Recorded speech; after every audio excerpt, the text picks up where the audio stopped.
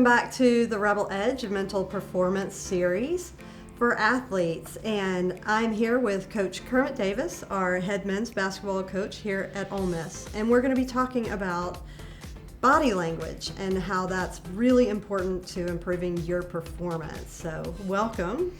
Good to be here. Yeah. Great topic. Yes, it is. Thank you. So tell me about body language and why that's important to you. Well, probably of anything we talk about in our gym, away, just not strategically talking about shooting, rebounding, it's body language. Because number one, how guys, to be real simple, how they take coaching, their body language when they're being instructed, their body language when they leave and enter a game, their body language after a call, questionable calls, all the different body language. But the biggest reason why is it's so important in all sports, but especially basketball. Okay, in football, you miss a pass, bad body language, but what happens? You have about 30 seconds before the next play. In baseball, the ball goes through your legs, you boot it, or maybe get a bad call. What happened? You got 30, 40 seconds, next play. In basketball, it goes play, next play. Mm-hmm. And so that's why body language is so critical in our sport, because of next play. I mean, obviously reaction dictates a lot of things to fans and teammates and coaches, but it's next play. So not being able to react in a negative way, time you do, and you're upset, they score on the other end. So we talk about next play a lot, and body language affects that. And here's what's important.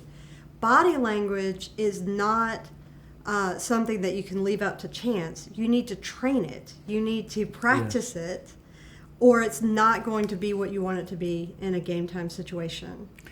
Yep. Well, there's no question. I mean, I think that, and when I talk to our players, I talk to me, because sometimes I get irritated at a call. Does it affect my ability to play call the next play or to go to the next play? So does my body language sometimes affect the players on the floor, because my body language toward an official and a call, and that it gets them to think they have to show body language. So, it's a coach's deal too, so we're all trying to ever improve that on the floor, but a big thing in body language, just from a personal standpoint of your body language when you meet people, eye contact, mm-hmm. talking with voice inflection. I mean, all of those kind of things, is just things that we talk about to our team all the time. Great pass, Brad. Great pass. Great pass. Nice job. We communicate with our body. So it's important to pay attention to what you're communicating and making sure that the impact of your body language matches your intent. And that's what you're talking about, like when you meet people or when you have a call that is ridiculous on the court or whatever it is. It's important that you say, what do I want to communicate, and am I matching that? And that's why it's also important to ask people or listen when people are telling you how you're coming across and what your body language is saying to them. Because I don't get to tell you, if I'm coming across in a certain way and you're like, you don't seem very welcoming or you don't seem very friendly. Right. Well, I don't get to tell you that you're wrong. I have to listen to that and say, okay, that wasn't my intent. So how can I mend that? What I think too, in our younger generation, and I'll say this, I think in the generation I'm coaching now, everybody says, well, they've changed, they're this and that. It's the smartest group I've ever coached. It's the smartest generation, the most talented generation, the generation that is being exposed to so many more things than my generation was. I mean, the information that they've got in front of them is staggering. Mm-hmm. But one thing is body language is harder for this generation because we talked about it. There's not as much face-to-face meetings. There's so much texting involved. Mm-hmm. There's so much computer, iPad time involved. So there's not as many when you walk into a crowd, and we're guilty as adults. I am. Do you put your phone up and can you encounter and engage in conversation that you're not involved with day to day? Mm-hmm. Do you walk in and you get insecure and you take your phone out and you start looking at your phone? Because really, I'm kind of a little uneasy about engaging with you, so I'm gonna put this mechanism up. I don't got anything going, but it's a defense mechanism. So I think what happens how we talk, eye contact, handshakes, voice inflection, all those things. I don't think the younger generation does it as much as probably we did growing up. You know. Here's something really interesting why body language is so important to me. We think of body language as being something that is an outcropping of how we're feeling or what we're thinking. And the focus that I like to have on body language is that your body language impacts how you're feeling and what you're thinking. So it is a reciprocal thing, but we tend to discount the effect that the body language you have is having on you. And this comes from a whole bunch of really compelling research that I won't nerd out on here because I definitely could. But it's really powerful. So we know that you mentioned receiving instruction, and that's a really good place to start. So this is a really important aspect of body language. You're my coach, and I just came off a really hard play where I sprinted, of course, more than everybody else, right? And I am tired. And so you're talking, and I'm, or I'm like this. Right. Or, just looking down. That may be because I'm tired. It may be that my intent is not to tune you out. Right. But we know from research that I will be more receptive and I will hear you better if I square my shoulders and I drop my hands. So a really good exercise for people that want to improve how they're receiving information from the coach. It's also a really great exercise for teams, just as a culture, right, is just when the coach is in front of the team, that this is the way the players are. Uh-huh. At first it feels awkward, but players and teams have given me the feedback that it really helps. It helps them, first of all, to leave that play and to not pay attention to how tired they are, how frustrated they are that, we keep going over the same. Right. I'm tuned in to what the coach is saying because it's important information or the play wouldn't have stopped, right? Yep. So that's just one piece, because it's not that what I'm thinking and feeling is affecting my body language. It is, but I can affect what I am thinking and feeling by having the proper body language. No question. I can tell when a guy comes into a gym, because I've done it enough, and after I've coached a guy long enough, I can see his mood in 5 seconds. I just know when a guy's going to be ready to practice and not be ready to practice. I mean, the thing that we welcome the most is tough competitors that enter gyms with a smile. Mm-hmm. And guys that lift you. So sometimes we talk about poor body language, but what, like you just said, great body language directly affects your performance, which you just talked about. But it just uplifts everybody. The bad body language, just negative, just kind of energy zaps the room. And those guys that just come in every day to work and practice, whether it's your administrative assistant, whether it's your assistant coach, has come in with a smile and they're upbeat, it just not only affects you, it affects others in the building. Yes. And so that's the thing so when I talk to players, I'm talking to myself too. Because even though you've had a tough day and maybe some things didn't go right for me and blah, blah, blah, and all of a sudden, now you're in the gym, your body language has to be upbeat and ready to go, no matter the circumstances that have just happened. So that's something, even as long as I've done it, we're all trying to improve. So not only talking about bad body language, to me, my biggest pet peeve, Josie, is palms up. Yeah. I don't allow it. Like, just palms up. Mistake, palms up. Bad call, palms up. You threw a pass, palms up because you threw the bad pass. It wasn't me that didn't catch it. Yeah. So I can't stand palms up. Right. I can't stand on the floor, practice. So we talk about it all the time, But you're right.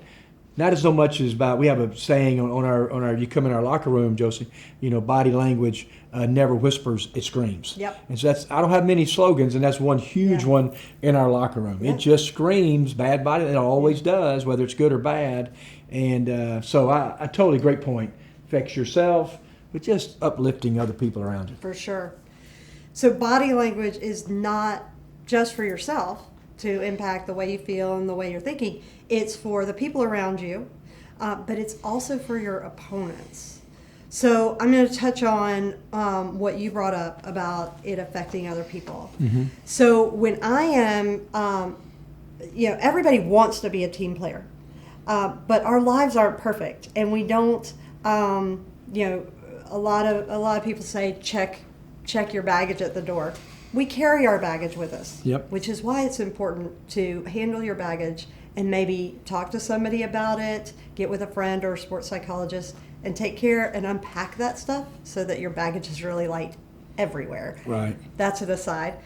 But, we need to be able to be upbeat and be uplifting for other people because it's a distraction, first of all. So I can give energy to my teammates or I can take it. So when I am having bad body language, people are left to assume, because this is what we naturally do as people. We're relational and we look for ways to connect. So when somebody is disconnecting, I am looking for how to fix it, or was that about me, or are they mad about that play? It's just a distraction. Right. But when I'm giving energy, people just take it because it's good. Yeah. So it's so important for a team that you are giving that body language. Also, if you get a bad pass or you make a bad pass, your body language needs to convey that, hey, that's part of the game, and I know that I can do better, so not a big deal. I'm going to get it next time, because it relieves all that tension. It's not like, oh, such a bad pass. It's like, that's part of the game, and if it's next play. Just move on. Not a big deal. That's the biggest thing in athletics. Whether you're a sure. golfer and you miss a putt or you miss a drive, it's just, and the great ones do it. It's just next play, and so that's why. Body language, it affects. When I go watch a kid play, I watch the way when the AAU coach takes him out, or his high school coach takes him out of a game. I watch him the way he interacts with his teteammates. Sit there on the bench, he pouts, he sulk, is he blaming other people, or does he come out, enters the game right back in? So that's a big part of my evaluation when I watch. But just the biggest thing, if you're really trying to impact winning and your teammates, it's next play. Yes. It's just quarterback interception, next play, every sport. But in ours, it turns so quickly. Tennis, make a bad forehand or backhand, miss in the net, but you got 20 or 30 seconds to recover. Right. And basketball just goes boom, boom, boom, boom. So one play, because it can go from being down 2 to down 8, and all of a sudden you're still pouting, time out, and I was like, holy cow, what happened? And so next play in basketball is so important. Good hustle. Good effort. Good effort. Good effort, Sean. Great effort. Great effort. Good effort. Good effort. But here's the other thing. I think it is important for those fast move, sports like I just mentioned, lacrosse, soccer, basketball. But in tennis, for example, why would you waste those 30 seconds? Why would you not that is still part of the match. Right. It's still putting everything in so I think the idea is, you can review and fix later, but a lot of athletes want to have some sort of reaction when they miss a shot or make a bad pass or whatever, because they want you, coach, to know that they know that they messed up. I agree with that. You know what? You know that they messed up. They know that you know that they messed up, but they don't know that you don't care. Yeah.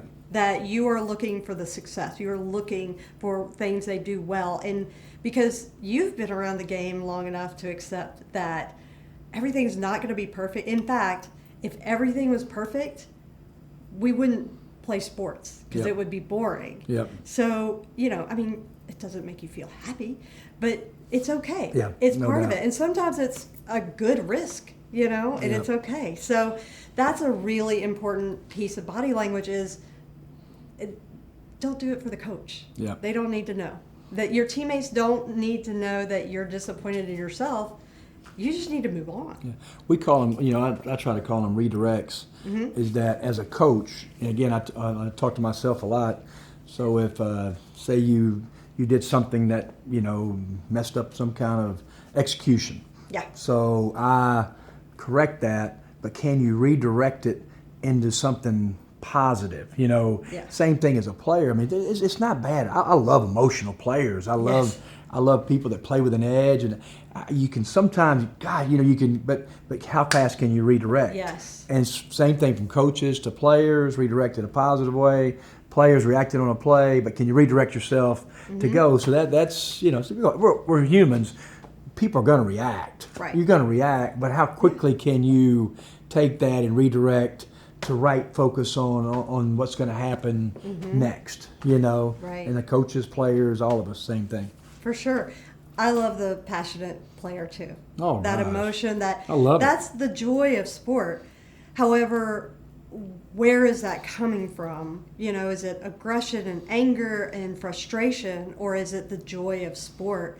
And even, just experiencing the ups and the downs and going with it, because it's all part of it, and it's beautiful. That's why we all watch. That's why we coach. That's why I do what I do and you do what you do. One thing that is really important about body language that I'm big on is you are having body language that you want.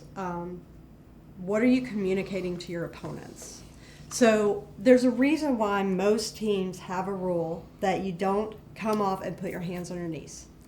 You don't want people to know you're tired. Does that mean that you're not tired? That does not mean you're not tired.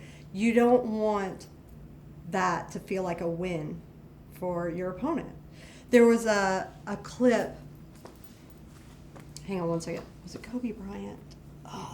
Where he's like inbounding, somebody tries Kobe to Bryant. Kobe Bryant. And they tried to intimidate. Yeah. Okay. Fake the ball at him. He never moved. Okay, good. So there's a great clip. You can Google it where somebody's inbounding the ball to Kobe Bryant, and he does that to Kobe Bryant's face with the ball. Kobe Bryant doesn't flinch. That is intimidating. Yep. So when you're on the court and you show anger, I remember when I was playing soccer, stuff would get under my skin, other players, and I was, pretty aggressive and angry at times. And, one of my coaches said to me something I'll never forget. Why do you always let the other person win? And I was like, what do you mean? Like, I'm after them, I'm getting them. And they're like, no, because they know they've got you, and maybe that was the birth of my fascination with sports psychology. Yeah. But when you can take somebody out of the game psychologically, then you've got them beat. And so body language, you want to be confident and calm and not show all that negativity. Yeah, body language, you're right, is not showing fatigue. The best I've ever saw was Muhammad Ali. Yes. Growing up, and Cassius Clay, I think in the Olympics, and then Muhammad Ali. I mean, his air that he boxed with, he never showed signs of fatigue, and he was tired. And he's just his body language and his facial expression was so intimidating to everybody in the arena in a good way. Yeah. Because look, he was always in self-control. He was probably the greatest that I can ever remember of any sport. That his body language, like this guy right here, he's never tired. He's always upbeat. Nothing I do ever gets to him.